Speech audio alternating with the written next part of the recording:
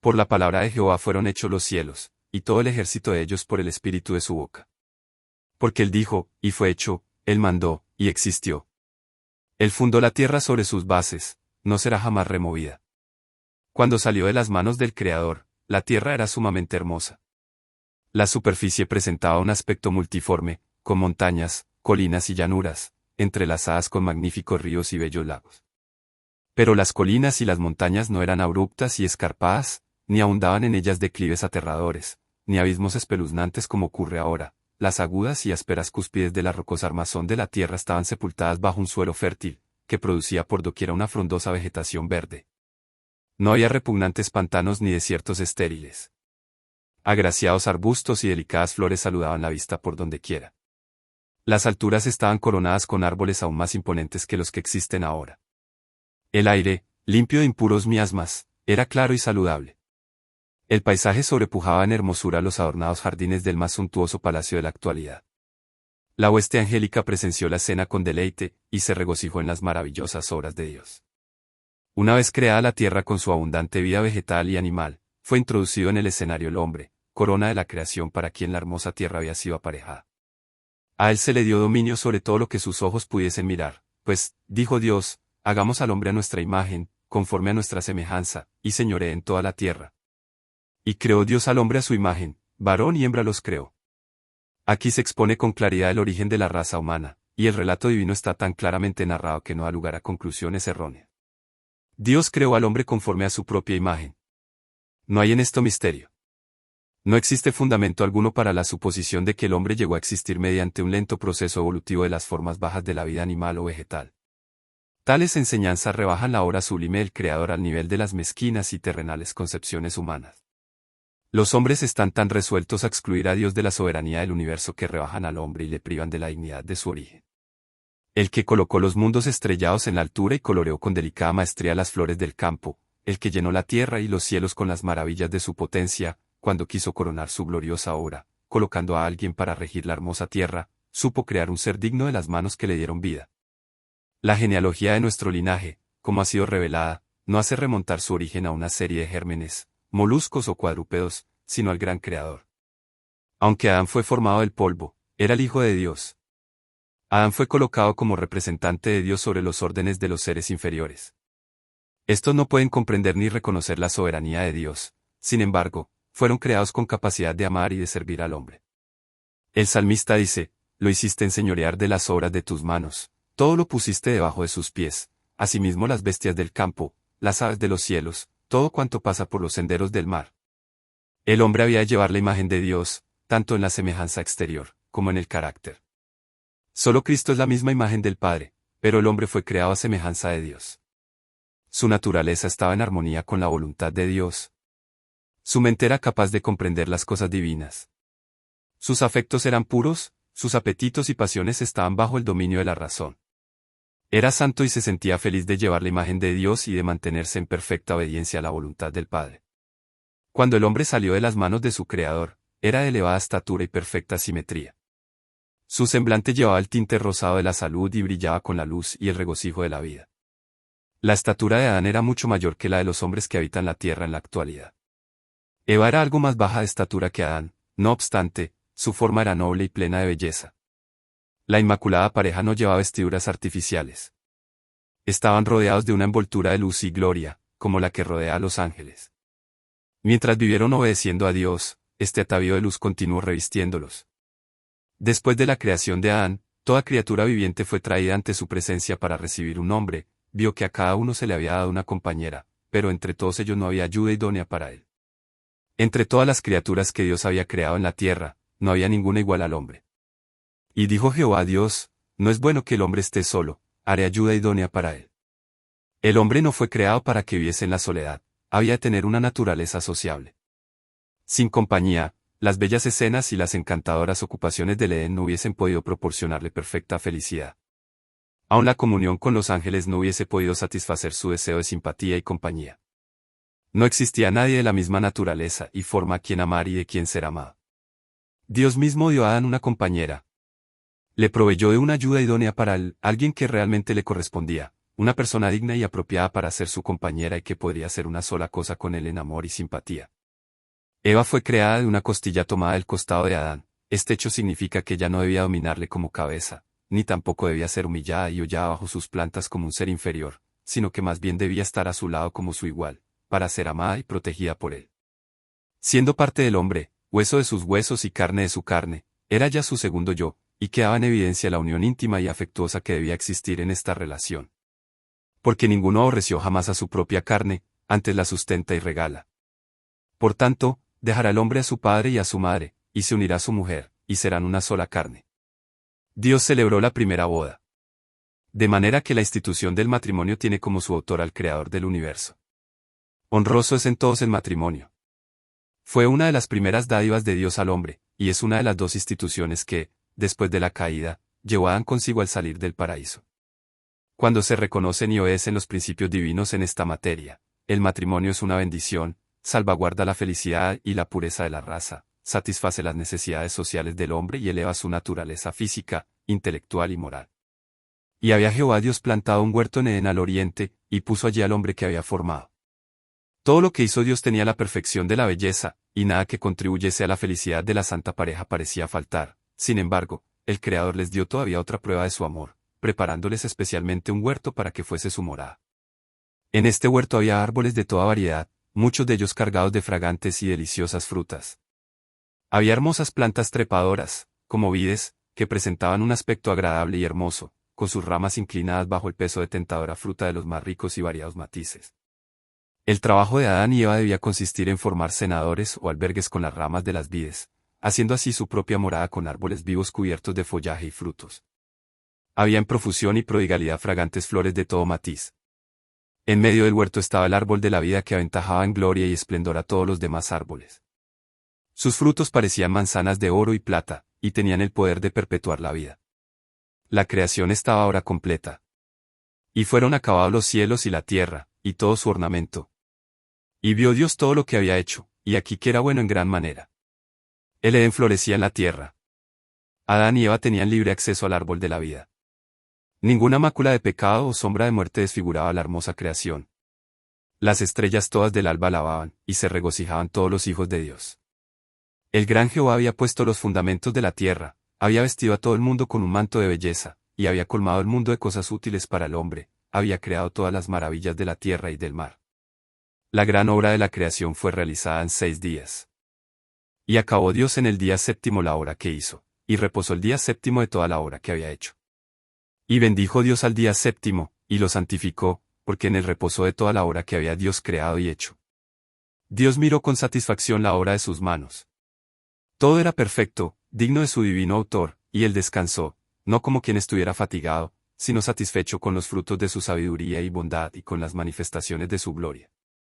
Después de descansar el séptimo día, Dios lo santificó, es decir, lo escogió y apartó como día de descanso para el hombre.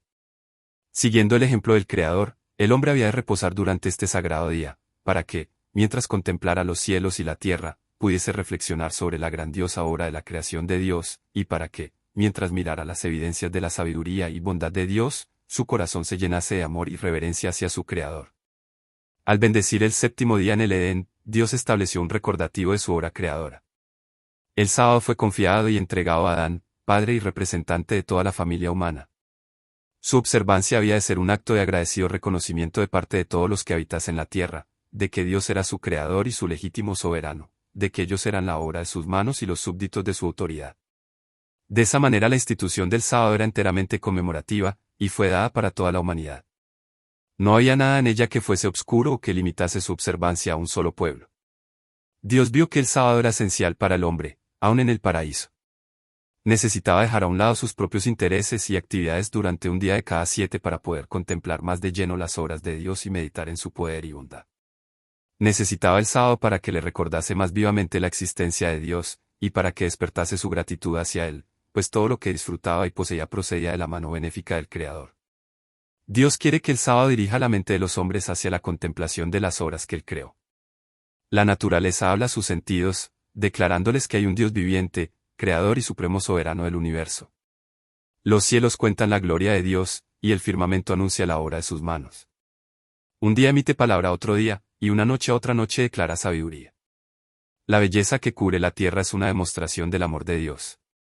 La podemos contemplar en las colinas eternas, en los corpulentos árboles, en los capullos que se abren y en las delicadas flores. Todas estas cosas nos hablan de Dios. El sábado, señalando siempre hacia el que lo creó todo, manda a los hombres que abran el gran libro de la naturaleza y escudriñen allí la sabiduría, el poder y el amor del Creador.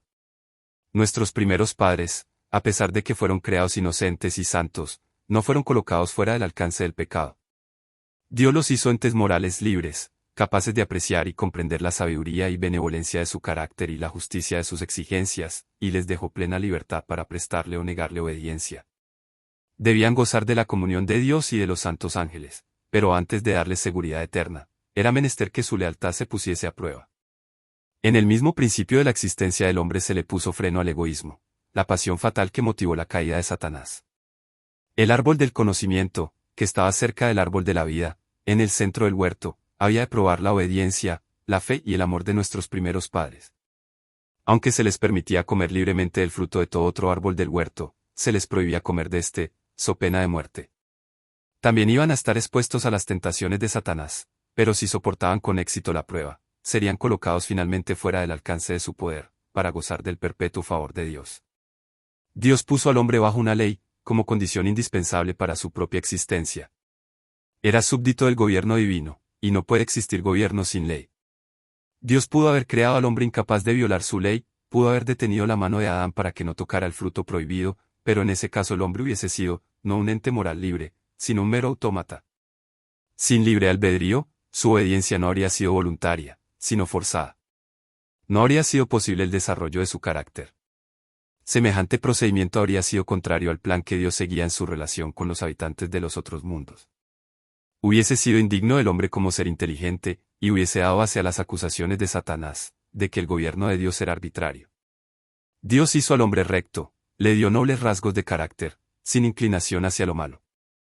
Le dotó de elevadas cualidades intelectuales, y le presentó los más fuertes atractivos posibles para inducirle a ser constante en su lealtad. La obediencia, perfecta y perpetua, era la condición para la felicidad eterna. Cumpliendo esta condición, tendría acceso al árbol de la vida. El hogar de nuestros primeros padres había de ser un modelo para cuando sus hijos saliesen a ocupar la tierra. Ese hogar, embellecido por la misma mano de Dios, no era un suntuoso palacio. Los hombres, en su orgullo, se deleitan en tener magníficos y costosos edificios y se enorgullecen de las obras de sus propias manos, pero Dios puso a Adán en un huerto. Esta fue su morada. Los azulados cielos le servían de techo, la tierra, con sus delicadas flores y su alfombra de animado verdor, era su piso, y las ramas frondosas de los hermosos árboles le servían de dosel. Sus paredes estaban engalanadas con los adornos más esplendorosos, que eran obra de la mano del sumo artista. En el medio en que vivía la santa pareja, había una lección para todos los tiempos, a saber, que la verdadera felicidad se encuentra, no en dar rienda suelta al orgullo y al lujo, sino en la comunión con Dios por medio de sus obras creadas. Si los hombres pusiesen menos atención en lo superficial y cultivasen más la sencillez, cumplirían con mayor plenitud los designios que tuvo Dios al crearlos. El orgullo y la ambición jamás se satisfacen, pero aquellos que realmente son inteligentes encontrarán placer verdadero y elevado en las fuentes de gozo que Dios ha puesto al alcance de todos. A los moradores del Edén se les encomendó el cuidado del huerto, para que lo labraran y lo guardasen. Su ocupación no era cansadora, sino agradable y vigorizadora. Dios dio el trabajo como una bendición con que el hombre ocupara su mente, fortaleciera su cuerpo y desarrollara sus facultades. En la actividad mental y física, Adán encontró uno de los placeres más elevados de su santa existencia. Cuando como resultado de su desobediencia, fue expulsado de su bello hogar, y cuando, para ganarse el pan de cada día, fue forzado a luchar con una tierra obstinada, ese mismo trabajo, aunque muy distinto de su agradable ocupación en el huerto, le sirvió de salvaguardia contra la tentación y como fuente de felicidad. Están en gran error los que consideran el trabajo como una maldición, si bien éste lleva aparejado dolor y fatiga. A menudo los ricos miran con desdén a las clases trabajadoras, pero esto está enteramente en desacuerdo con los designios de Dios al crear al hombre. ¿Qué son las riquezas del más opulento en comparación con la herencia dada al señorial Adán? Sin embargo, este no había de estar ocioso. Nuestro Creador, que sabe lo que constituye la felicidad del hombre, señaló a Adán su trabajo. El verdadero regocijo de la vida lo encuentran solo los hombres y las mujeres que trabajan. Los ángeles trabajan diligentemente, son ministros de Dios en favor de los hijos de los hombres. En el plan del Creador, no cabía la práctica de la indolencia que estanca al hombre.